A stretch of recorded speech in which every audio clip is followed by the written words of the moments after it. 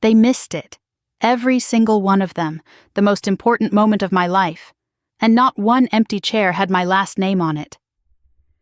I remember standing there in full dress uniform, the weight of the metal already pressing into my chest before it even touched the fabric. Cameras flashing, hands clapping. My commanding officer calling my name like it meant something bigger than me. And all I could see past the polished rows of strangers, past the flags, past the ceremony, was a single row of seats that stayed empty. My seat wasn't empty. I was there. But theirs told the truth I had been avoiding for years. I had told them it mattered. Not everything about the mission, of course. That part was classified. But I had called my father 3 weeks earlier, standing outside a secure briefing room with the desert wind still clinging to my uniform. I remember pressing the phone tight to my ear, listening to it ring longer than it should have. When he picked up, his voice sounded distracted, like I had interrupted something more important. "Hey, Dad, I got something coming up. A recognition ceremony, stateside. They said family can attend." There was a pause. Not the kind filled with emotion, the kind filled with calculation. "What kind of ceremony?" "I can't go into details, but it's a big deal. For my unit. For me." Another pause, then a sigh, soft but deliberate. "You chose this life, Hannah. You know we don't really understand all that military stuff." I swallowed, forcing my voice to stay steady. "You don't have to understand it, just be there." He didn't say yes, he didn't say no, he said we'll see. That phrase had followed me my entire life like a shadow. I called my mother next. She picked up faster, her voice warmer but thinner somehow, like it had been worn down over the years. "Oh, honey, that sounds important." "It is," I said. "Can you come?" She hesitated. I could hear my father's voice faintly in the background, asking something about dinner. "I'll talk to your dad," she said softly. That meant no. My younger brother didn't even pretend. When I texted him, he replied an hour later with "got work, maybe next time." There had never been a next time. Still, I sent the details: date, time, location, dress code. I even added a note: "This one matters to me." I don't know why I thought that would change anything. The day of the ceremony arrived colder than I expected. Not in temperature, the base was warm, the sky clear, but in the way the air felt when I stepped outside my quarters that morning. Like something had already decided how the day would end, and I was just walking toward it. My uniform was pressed to regulation perfection. Every ribbon aligned, every crease sharp. I checked it twice then, a third time, not because it needed it, but because it gave me something to control, something predictable. My roommate Carter leaned against the doorway watching me adjust my collar. "You nervous?" she asked. I shook my head. "No." She smirked. "That's a lie." I allowed myself a small breath. Not about the ceremony. She studied me for a second longer than I liked. "They coming?" I didn't answer right away. That was answer enough. Carter nodded slowly. "Then today's not about them." I wanted to believe that. The auditorium was already filling when we arrived. Rows of chairs arranged with military precision. Families sitting close together, some dressed up like it was a graduation, others holding small flags or cameras. There was a low hum of pride in the room, the kind you could feel without hearing. I scanned the crowd once, then again. Nothing. No familiar faces, no last-minute arrivals, no one waving from the back like they almost missed it but made it anyway. Just strangers. I told myself it was fine, that I had expected this, that I had prepared for it. But preparation and reality are two very different things. The ceremony began with formalities. Speeches about service sacrifice duty. Words I had heard before, but today they landed differently. Today they felt heavier. Not because of what they meant, but because of who wasn't there to hear them. One by one names were called. Soldiers stepped forward. Families clapped louder for their own. Cameras flashed brighter when someone's son or daughter stood at attention. I watched a young private hug his mother after receiving his recognition. She cried openly, pressing her face into his shoulder like she had been holding that moment in for years. I looked away. When they called my name, the room shifted slightly. I could feel it. Not because I was special, but because the citation that followed carried weight. Captain Hannah Mercer, my commanding officer, began, his voice steady and authoritative. For exceptional leadership under high-risk operational conditions. The words continued, detailing pieces of a mission I knew by heart, but could never fully speak about. decisions made in seconds, risks calculated in silence, lives balanced on choices no one should have to make alone. I stepped forward. My boots echoed louder than I expected against the polished floor. I kept my eyes straight ahead. Not on the seats. Not on the empty row. But I felt it anyway. The absence. The quiet where their voices should have been. The space where my father's approval never lived. The metal was pinned to my uniform with practiced precision. My commanding officer met my eyes for a brief second, just long enough to say what words couldn't. "You did your job. You did it well." The room applauded. I nodded, saluted, turned. Professional, controlled, exactly as I had been trained. But as I walked back to my seat, the sound of applause shifted in my ears. It became distant, hollow, like it belonged to someone else's life. I sat down, hands resting on my knees, back straight, face neutral. No one next to me leaned in to whisper, "We're proud of you." No one reached for my hand. No one said my name. The ceremony ended 20 minutes later. Families rushed forward, surrounding their loved ones with hugs, laughter pictures. The room filled with warmth I could see but not feel. Carter found me near the exit. "You good?" she asked. I nodded. "Yeah." Another lie. She didn't push. She just stood there for a moment, then gave my shoulder a light squeeze before stepping away to find her own people. I walked out alone. The sun hit my face as I stepped outside, brighter than it had any right to be. For a second, I just stood there, letting the noise of the auditorium fade behind me. In my pocket, my phone buzzed. I pulled it out. For a brief, stupid moment, something inside me hoped. Maybe they came late. Maybe they were outside. Maybe it was a notification. A bank alert. I stared at the screen for a second longer than necessary, then locked it and slipped it back into my pocket. Of course. I took a slow breath, then another. And that's when it settled. Not anger. Not even sadness. Just clarity. I had spent years trying to earn something that was never going to be given. And standing there in uniform, decorated, recognized, I realized something that should have been obvious all along. I was enough without them. But that didn't mean it didn't hurt. People like my father believe they understand risk. They talk about it in terms of money investments, the kind of losses you can measure on paper and recover with time. But real risk, the kind that doesn't wait, the kind that doesn't negotiate, feels different. It has a sound, a pressure, a moment where everything narrows down to a single decision and you don't get a second chance to make it right. The mission had started as routine, at least on paper. A downed U.S. pilot in a contested region of the Middle East. Coordinates uncertain. Hostile presence confirmed. Recovery window limited. The kind of situation that gets briefed in calm voices around a table like it's just another line item. I was the one assigned to lead the extraction team. Not because I was the most senior. Not because I asked for it, but because I had a reputation one I never tried to build for making decisions under pressure without freezing. Mercer, my commanding officer, had said during the briefing, tapping the map with a pen, "You're on point. We don't have the luxury of waiting for perfect intel. You'll adapt as you go." Adapt. That word carries more weight than people think. We deployed under cover of darkness. The rotors cut through the night air with a steady, controlled rhythm, but inside the aircraft everything felt tighter, focused. No wasted movement. No unnecessary words. Across from me, Sergeant Lewis checked his gear for the third time. You ever notice he muttered, not looking up, how they always say, high probability, like it's supposed to make you feel better?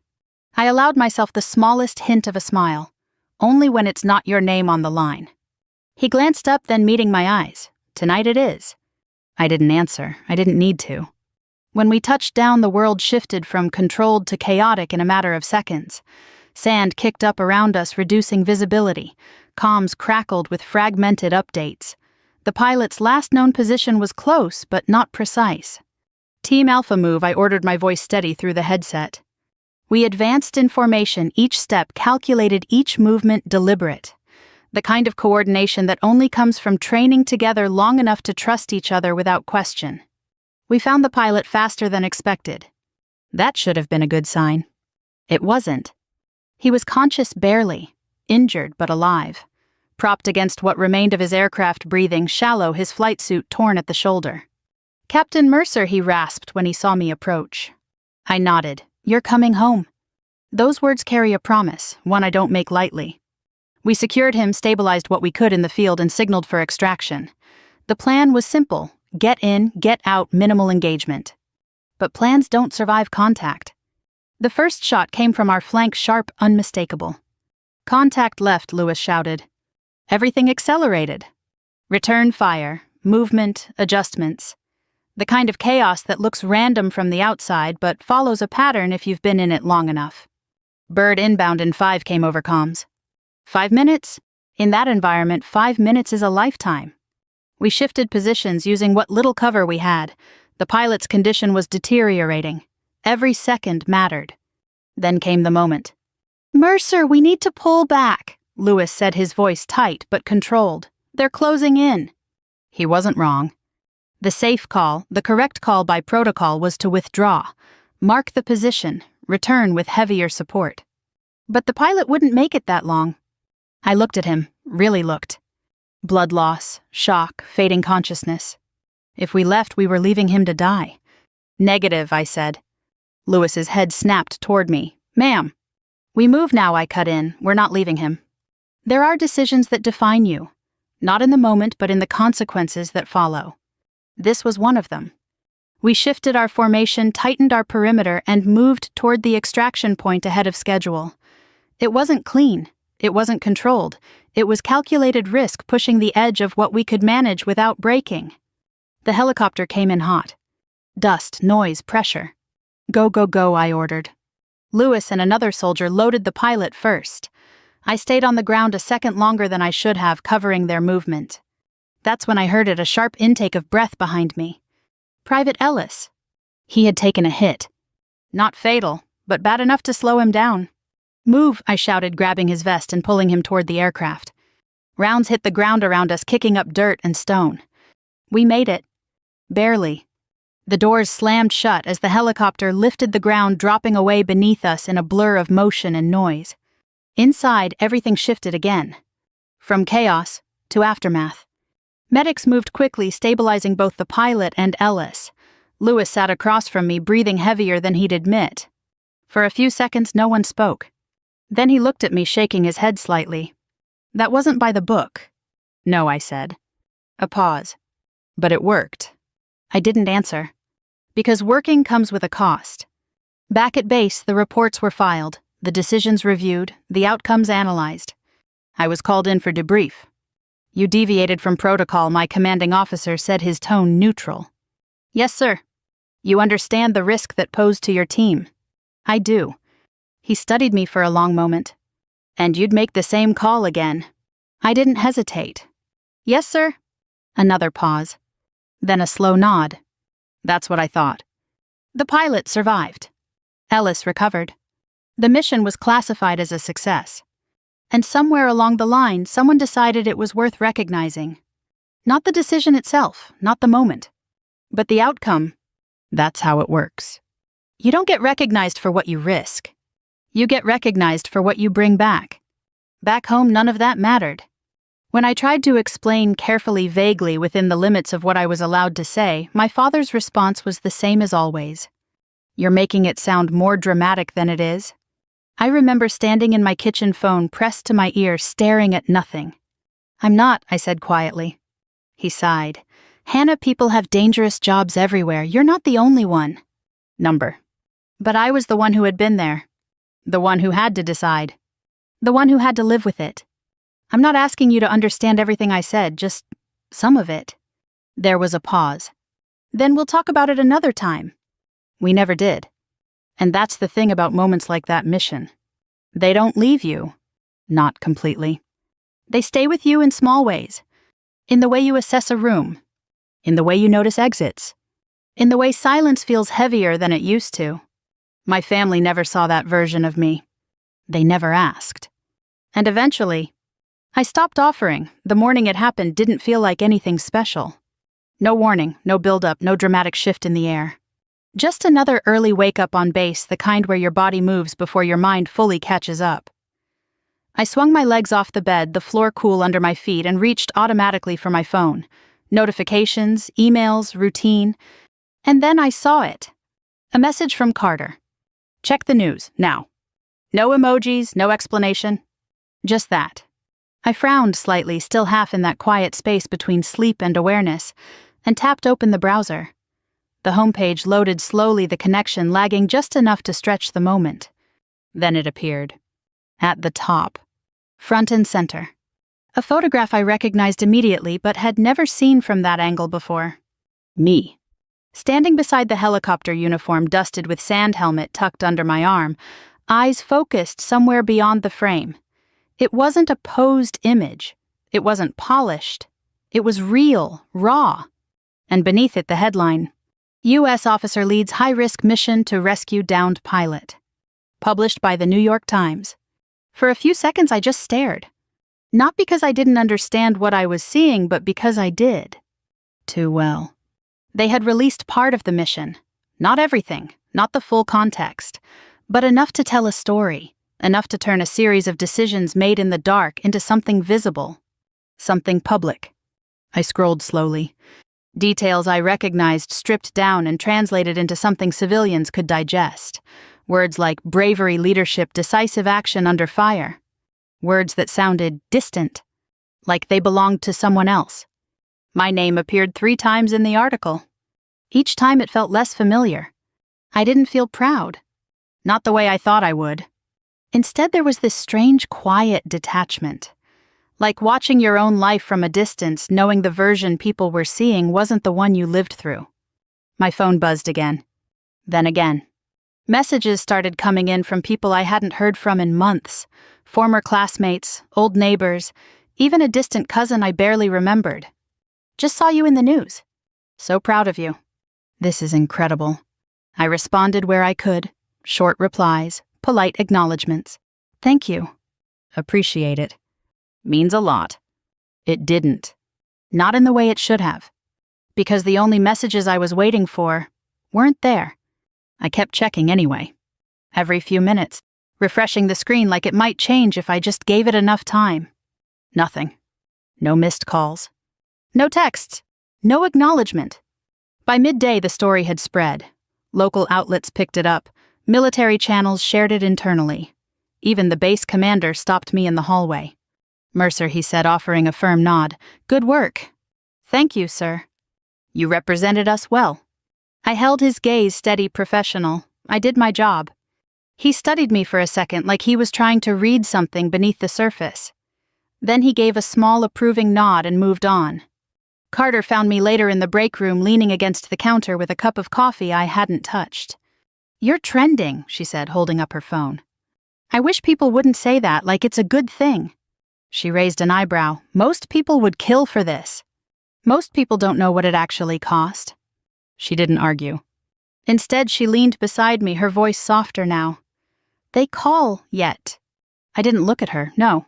A pause. They will. I didn't answer. Because deep down I already knew how this worked. Silence wasn't an oversight. It was a pattern. By late afternoon, the noise started to settle. Messages slowed. The initial wave of attention began to fade into something quieter. More manageable.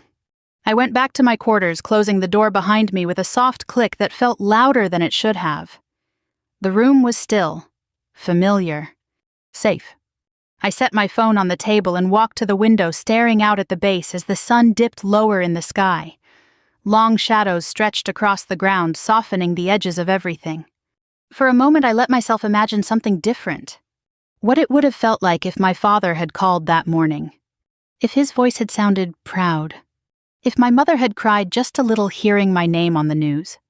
If my brother had sent something more than a half-hearted message. Just once. Just enough to make it real. The phone buzzed again. I turned slowly, not rushing this time, not letting myself hope too quickly. I picked it up. A new message. From Dad. I stared at his name on the screen longer than I should have. Then I opened it. Family dinner 7 p.m., don't be late. That was it. No mention of the article. No acknowledgement of what had happened. No, I saw you. No, I'm proud of you. Just an instruction. A time. A command wrapped in something that pretended to be normal. I read it again. and again, waiting for something hidden between the lines. There was nothing. A slow, familiar feeling settled in my chest, not sharp like anger, not heavy like sadness. Just clarity. They hadn't missed the story. They hadn't overlooked it. They had seen it. And this was their response. Control. Routine. An attempt to pull everything back into the version of reality where nothing had changed. Where I was still the daughter who showed up when told. Where my life, no matter how far it stretched beyond them, still bent back toward their expectations. I set the phone down carefully like it might break if I moved too quickly. Then I sat. Quiet. Still. Letting the moment settle. For years I had told myself that if I just did enough, achieved enough, proved enough, something would shift. They would see me differently. They would meet me where I stood. But sitting there in that quiet room with my name still echoing somewhere out in the world, I realized something I hadn't fully allowed myself to accept. This wasn't about what I did. It never had been. The phone buzzed again. Another message from Carter. You going? I looked at the screen. Then at the message from my father. 7 p.m. Don't be late. I leaned back slightly, exhaling slowly, my eyes drifting back toward the window. The light had changed. Softer now. Darker. Like the day was closing in on itself. And for the first time in a long time, I didn't feel the pull to answer right away. I didn't feel the need to explain. Or justify. Or adjust. I just sat there holding the silence. And somewhere in that silence, something shifted. Not loud. Not dramatic. But permanent. I arrived at 7:02. Not because I was running late. Because I chose not to rush. The house looked exactly the same as it always had. Same white siding. Same neatly trimmed lawn my father insisted on maintaining himself like control over grass could somehow translate into control over everything else. The porch light was on. It always was. A signal maybe that this place was still supposed to feel like home. I stepped inside without knocking. The smell hit me first, roasted chicken garlic, something warm and familiar. It should have felt comforting. It didn't. Voices drifted in from the dining room. Normal voices. Casual. Like nothing had happened. Like I hadn't stood on the front page of a national newspaper that morning. Like they hadn't missed the one moment I had asked them clearly directly not to miss. My father was already seated at the head of the table when I walked in. He glanced up briefly, checking the time on the wall clock behind me before his eyes settled on my face. You're late. 2 minutes. I pulled out a chair without responding and sat down. My mother offered a small smile from across the table, her hand still resting near the serving dish. Hi, honey. Hi, Mom. My brother barely looked up from his phone. Hey. That was it. No one said anything about the article. No one mentioned the ceremony. No one acknowledged anything beyond the fact that I had entered the room. My father picked up his fork, cutting into his food with precise, controlled movements. So he said, as if we were continuing a conversation from earlier that day, You've been busy. I watched him for a second before answering. I have. He nodded once. That's good. Silence settled over the table, thick but familiar. The kind of silence that had defined most of my childhood, where things that mattered weren't said, and things that didn't took their place. My brother cleared his throat. I've got a presentation next week, he said, glancing up briefly. Big client. Could be a promotion if it goes well. My father's attention shifted immediately. That's what I like to hear. You've been putting in the work. Yeah, he said, a small smile forming, finally paying off. My mother chimed in softly. We're very proud of you. I looked down at my plate. Of course they were. I let the moment pass without comment. The conversation continued around me, moving easily from one topic to another, work finances, plans for the weekend. I listened, responding when necessary, keeping my tone, even my expressions, controlled. From the outside, it probably looked normal. A family dinner. Nothing more. Nothing less. And maybe that was the point. Halfway through the meal, my father set his fork down and leaned back slightly, his gaze shifting back to me. There is something we need to discuss, he said. I met his eyes. Okay. He folded his hands together on the table. I spoke with someone today. A contact. He mentioned that with your Recent visibility, there might be opportunities. I didn't react. What kind of opportunities, I asked. Connections, he said. Introductions. People who could benefit from knowing someone in your position. There it was. Not pride. Not curiosity. Utility. I'm not a networking tool, I said calmly. His expression didn't change. That's not what I'm suggesting. I'm saying this could be beneficial for all of us. For all of us, I repeated. My brother leaned in slightly. It's not a bad idea, Hannah. I mean, if you've got access to certain circles. I cut in, and even if I did, that's not how this works. My father's jaw tightened just slightly. You're being defensive. I'm being clear. He exhaled slowly like he was trying to maintain patience. Family comes first. I felt something shift inside me then. Not a surge. Not an explosion. Just a quiet, precise alignment of thoughts that had been building for years. Funny, I said, my voice steady. You remembered that now. The room stilled. My mother's hands paused mid-motion. My brother looked up fully for the first time. My father's eyes narrowed slightly. What's that supposed to mean? I didn't raise my voice. I didn't need to. It means I said you didn't say that when I asked you to come to the ceremony. No one spoke. I continued. I called you. I told you it mattered. I asked you to be there. My father shifted in his chair. We've been over this. You know we don't. You didn't even try, I said, still calm. You didn't ask questions. You didn't show up. You didn't call afterward. My mother's voice came softly, almost pleading. Honey, we didn't realize it was. I told you it was important, I said, turning to her briefly. That should have been enough. Silence. Thicker now. Heavier. My father leaned forward, his tone sharpening. We're here now. I held his gaze. Yes, I said, you are. Another pause. Then I added quietly, but you weren't there. The words settled over the table like something tangible. My brother shifted uncomfortably. Look, maybe this doesn't need to be a whole thing. It's already a whole thing, I said, not looking at him. I turned back to my father. You asked me to be here tonight. I came. Not because you told me to, but because I needed to understand something. His expression hardened. And what's that? Whether anything had changed. Another silence. Longer this time. Then he said, You're overreacting. I almost smiled. Not because it was funny. Because it was predictable. I stood in a room full of people who didn't know me. I said, my voice still controlled, still even. And they recognized what I did. They respected it. They showed up. I let that sit for a second before continuing.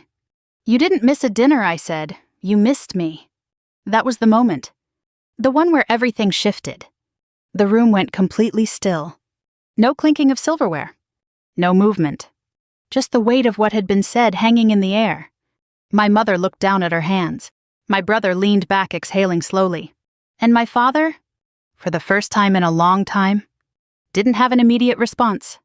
I pushed my chair back slightly and stood. I'm not here to argue, I said. And I'm not here to fix this tonight. My father finally spoke, his voice lower now. Then why are you here?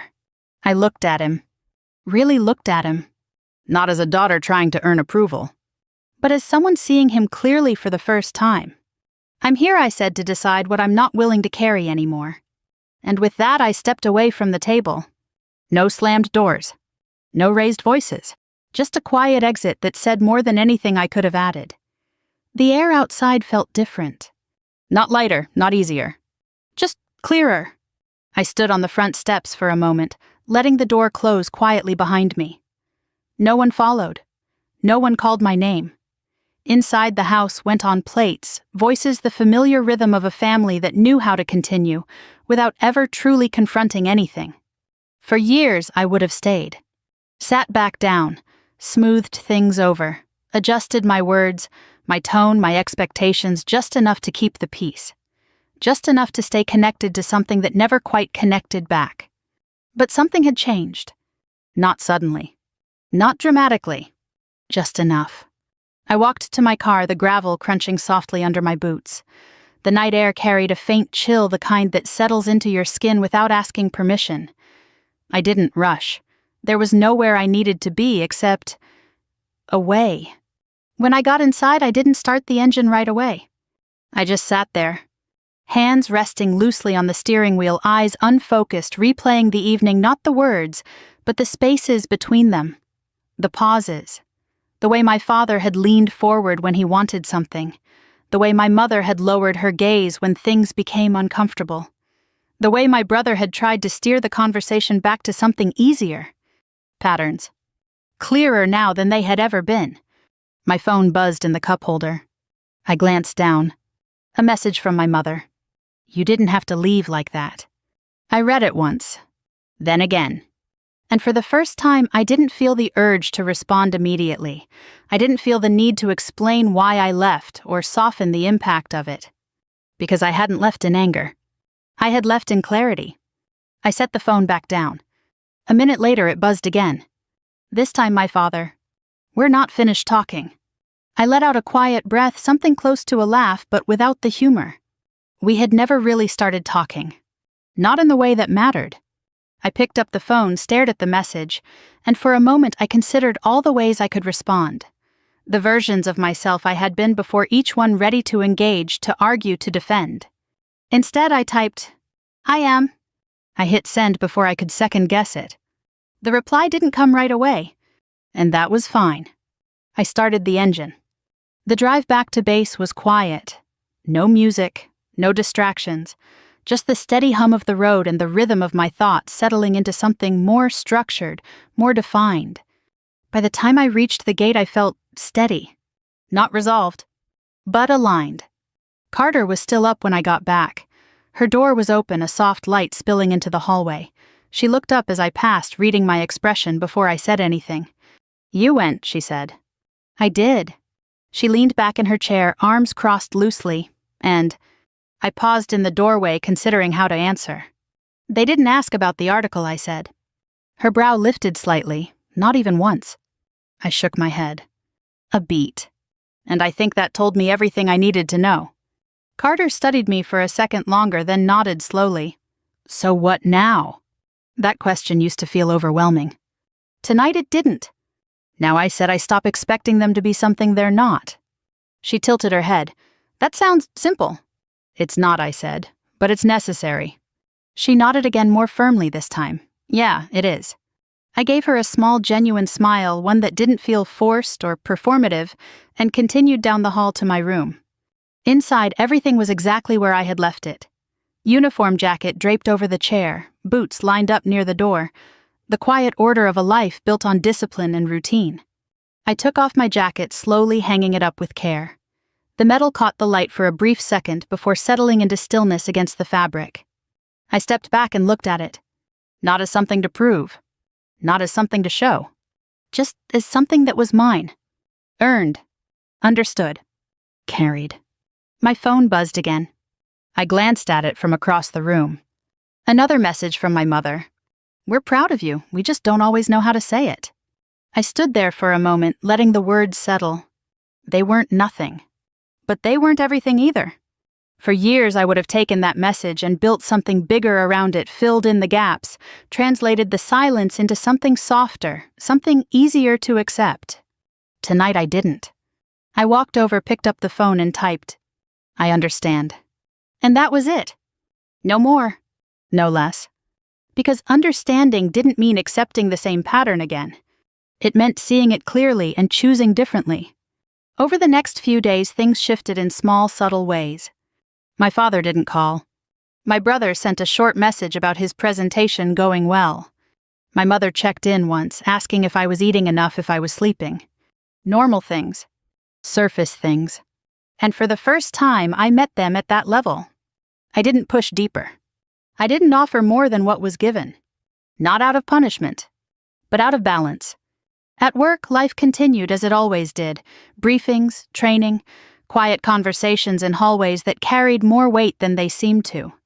The article faded from headlines, replaced by the next story, the next name. That was expected. Recognition is temporary. What stays is what you build after it. A week later, I was back in the field for a training exercise. Early morning, cold air, the kind that sharpens your focus. We moved through the drill with precision, each step practiced, each decision measured. At one point, we paused near the edge of a clearing, waiting for the next instruction. Lewis stepped up beside me, adjusting his gear. "You ever think about going back?" he asked casually. "Back where?" He shrugged. "Home, for real." I considered that for a second. Then I said I don't think I ever really left, not in the way that matters. He glanced at me. "That sounds complicated." "It's not," I said, "it's just different now." He nodded slowly, accepting that without needing more explanation. A few minutes later, the exercise resumed. Movement, focus, purpose. The things that had always made sense to me. That night back in my room, I sat by the window again. The same view, the same quiet. But it didn't feel the same. Not because anything around me had changed, but because I thought about the years I had spent trying to earn a place at a table that never quite made room for me. The adjustments, the compromises, the quiet ways I had minimized myself just to stay connected. And I realized something simple. I wasn't asking for too much. I was asking the wrong people. I leaned back, slightly exhaling slowly, the tension in my shoulders easing in a way I hadn't noticed before. For the first time in a long time, I wasn't waiting. Not for a call. Not for approval. Not for something to shift outside of me. I had already done that work. And it was enough. I spent years trying to earn a seat at their table. Turns out, I already had a place where I was seen. If you've ever felt overlooked by the people who were supposed to know you best, I'd really like to hear your story. Leave a comment below and tell me where you're watching from. And if this story stayed with you, consider subscribing. There are more like this, and we're just getting started.